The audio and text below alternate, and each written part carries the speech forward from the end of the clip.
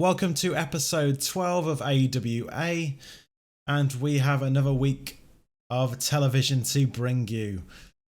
We've had a good few weeks since the pay-per-view. This is the third week since the pay-per-view, and we will get right into it. We're kicking off the show.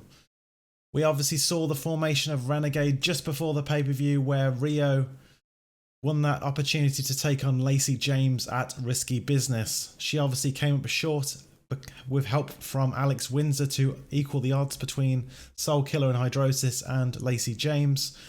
But nonetheless, her team is still a unit and looking for revenge. Soul Killer and Hydrosis went out early on in the tag team tournament, and now they want a shot at the belts. So Rio comes out and challenges Blue Strike Force, Dan Stryker and the Blue Tiger to a match later this evening.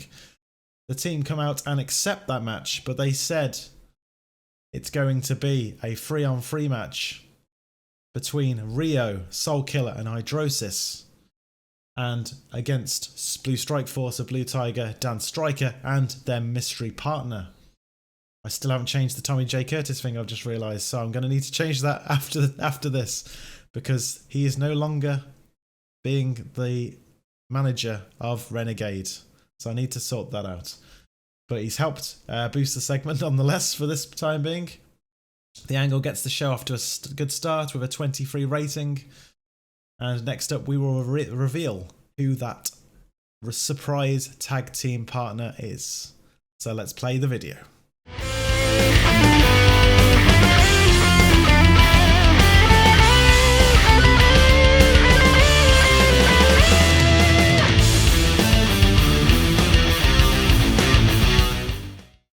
And it is, of course, Killer Kelly, the Portuguese wrestler, formerly of NXT UK.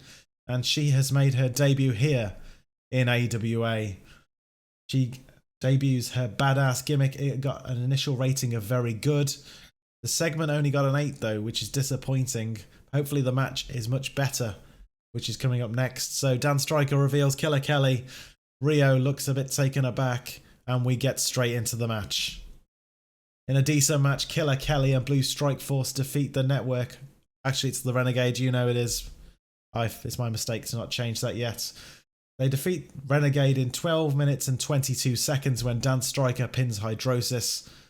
Killer Kelly got a rating of 13, Blue Tiger got a rating of 25, Dan Stryker got a 20, Rio got a 23, Soul Killer got a 23 and Hydrosis got a 21. Overall, that's pretty decent overall. Killer Kelly hopefully will boost her ratings the more she's been in this region.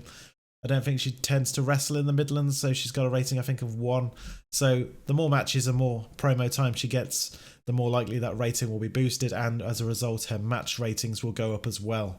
So a 22 is pretty decent. And then in our main event, you haven't seen them since the pay-per-view, you've got the Commonwealth Champion, Nick Flag, taking on the new British Champion, Foxcatcher, in a bit of an exhibition main event. And in a decent match, Foxcatcher defeats Nick Flag when Nick Flag was disqualified by Alex Rancid, who came in and attacked Foxcatcher. Nick Flag had no idea what was going on. It clearly doesn't mean they're working together, but Foxcatcher is beaten up by Alex Rancid as Nick Flag just walks off. He has no dog in this fight. He just doesn't care. Foxcatcher gets beaten up, and we end the show with Alex Rancid holding the British title aloft in the ring. So clearly he wants a shot at the belt, but will he get one in the near future? We will find out. That gets a segment rating of 22. Nice way to end the show this week.